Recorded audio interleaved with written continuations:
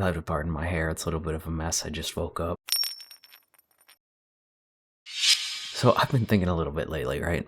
Our world communicates, I would say 80% of our communication nowadays is through either text messages or social media messages or like emails or writing. And there's a lot of times that people can read writing and it can be misconstrued. And I'm guilty of it. I know I'm guilty of it. For example, like interpreting or misinterpreting somebody's tone of voice when they're like typing something or texting something versus like what they're actually trying to say and in whatever actual tone they're trying to say it in. That is probably the worst thing you can do, unfortunately, but everybody's guilty of it.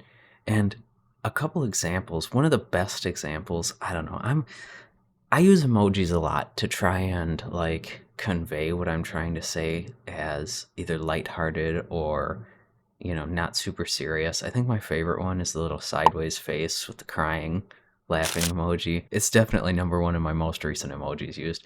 But I'm always trying to like convey that I'm not serious about something. And if I am serious about something, I simply don't use an emoji.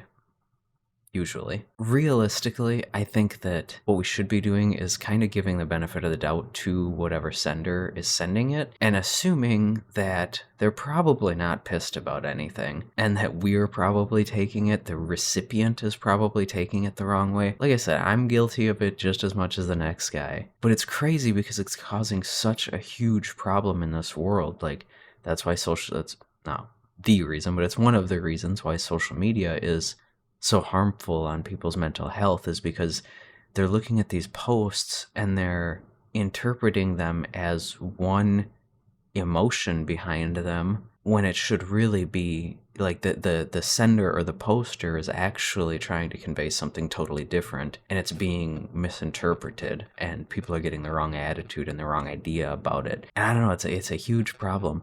One other thing for me that this is a me problem, I get it. There's certain, like, and I'm kind of pretentious when it comes to grammar, I get that, but like there's certain phrases that just like hit me right in the pet peeves. Hit me right in the peeves. For example, my number one, I can't even say number one. I have top three that really get me that just like, I can't tell if they're like pissed or if they're just being normal. Number one is okay, like the letters O-K or just a K, versus writing out the word okay, O-K-A-Y.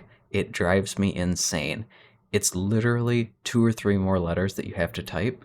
And to me, in my brain, if you actually write out the word okay, 4 letters, you're totally fine. There's nothing wrong with what you're saying. There's no attitude behind it or anything like that. But the way I interpret like K, just the letter K, is like, I don't have time to write 3 more letters for you. You're not worth my time. I'm not doing it.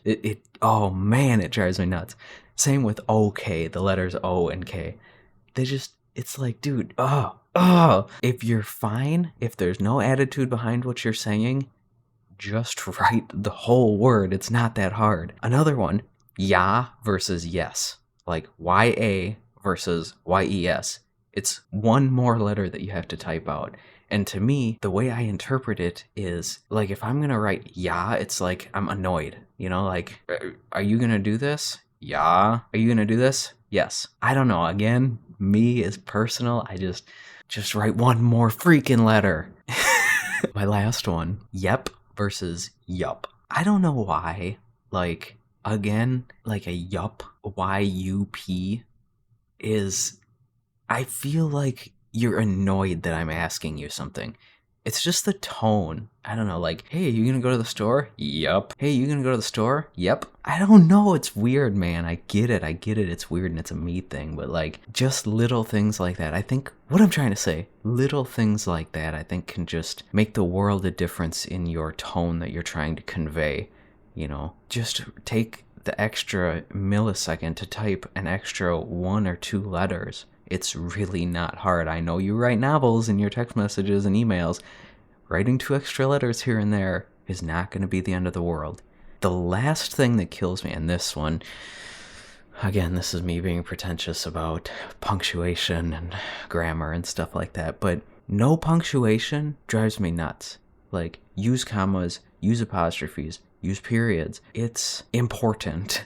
There are a lot of good examples out there as far as like where commas come in handy. And in English, anyone who's not watching this with English as their first language, I'm sorry, English is difficult. But with English, the best examples are like there, and there. THERE, THEIR, check my spelling on that, and THEY apostrophe RE. They all have three very different meanings, but they're spelled slightly differently, and most people, I shouldn't say most people, but a lot of people do not like use the right one in the right place, and that one drives me nuts.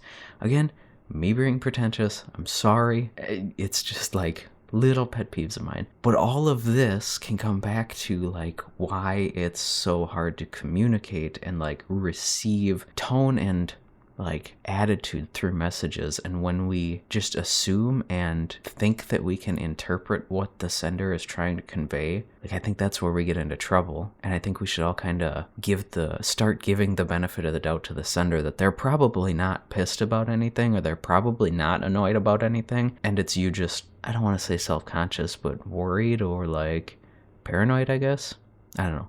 I'm guilty of it. Like I said, it's something I'm working on, something I've been working on for a long time, but I think we should all work on it. That's about it. I appreciate you guys. Again, this has been like I said, my last episode. This has been crazy busy week. Actually, crazy busy few weeks. Sorry for my hair. It's not as beautiful as it should be. But anyways, we'll catch you guys in the next episode.